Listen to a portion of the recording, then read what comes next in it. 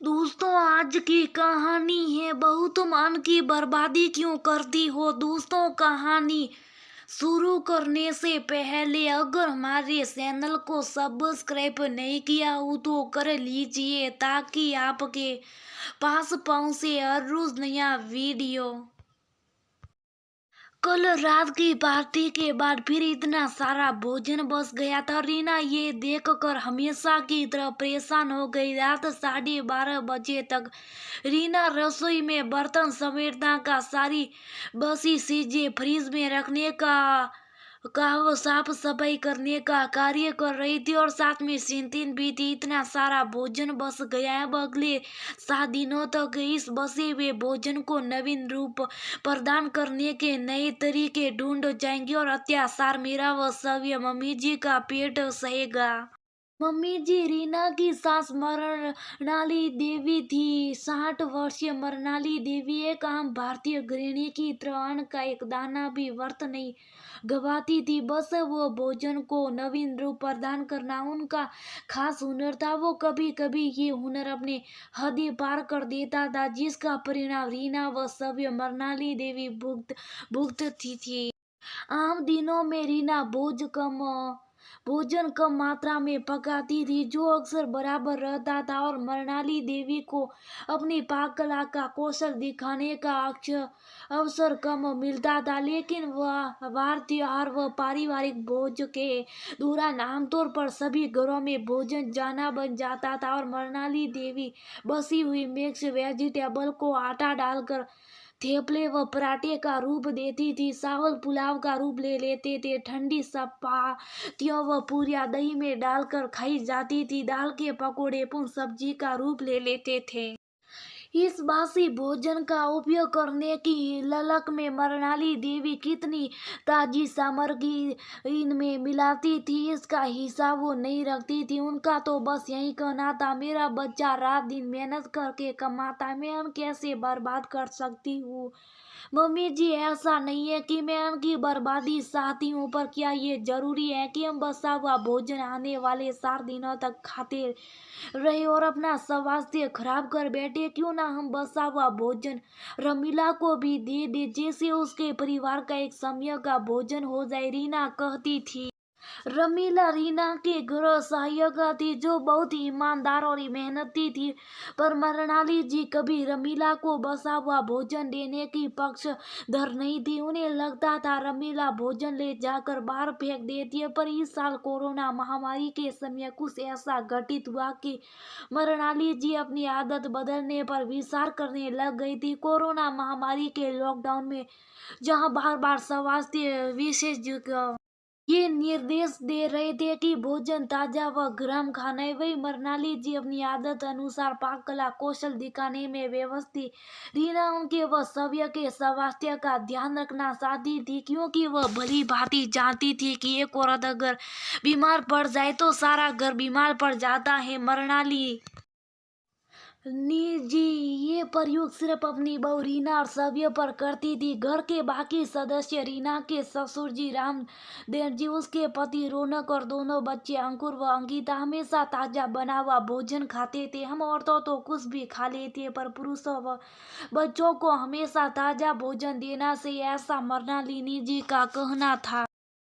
रीना ने अपनी सासू माँ को बहुत समझाने की कोशिश करी, पर मृणालिनी जी अपनी आदत बदलने को तैयार नहीं थी। मार्च के महीने में लॉकडाउन के समय एक बार मृणालिनी जी को बसा हुआ भोजन हजम नहीं हुआ और उनकी तबीयत बिगड़ गई। उन्हें अपच व बुखार हो गया था और बड़ी कठिनाई से वो वापस स्वस्थ हो पाई।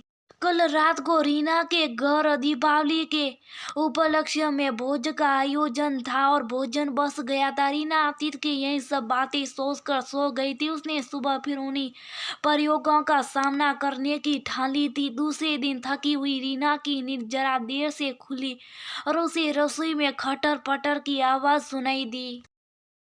मम्मी जी आज सुबह से अपने प्रयोगशाला खोलकर बैठ गई, लगता है नाश्ता भी ताजा नहीं मिलेगा। रीना ने रौनक से बोला, पर आपको क्या मतलब है, आप तो हमेशा ताजा भोजन ही खाते, सामत तो मुझे गरीब की आती है। रीना ने व्यंग से कहा। तभी उसे लगा मृणाली जी किसी से बात करी, इतनी सुबह कौन आ गया है। बाहर निकल कर देखा तो रीना हैरान रह गई। मृणालिनी जी रमीला से बात कर रही थी। रमीला, तुम इतनी जल्दी कैसे आ गई? रीना ने कहा, दीदी जी, आंटी ने मुझे फोन करके बुलाया था। रमीला रीना ने सवालिया नजरों से मृणालिनी जी की ओर देखा। मृणालिनी जी फ्रिज से रात का बसा हुआ भोजन निकालने में व्यस्त थी। रीना कुछ समझ नहीं पाई। रमीला, ये लगभग 10 आदमियों का भोजन है जो तुम्हें दे रही हूँ, पर सभी भोजन आज दोपहर तक खत्म हो जाना चाहिए, अन्यथा खराब हो जाएगा। क्या तुम ये सब भोजन ले जाओगी? मृणालिनी जी बोली, आंटी जी, 4 जने तो मुझे मिलाकर मेरे घर में, और बाकी भोजन मेरे पड़ोस में दे दूंगी, एक दाना भी नहीं व्यर्थ होगा। रमीला बड़ी उत्साह से बोली।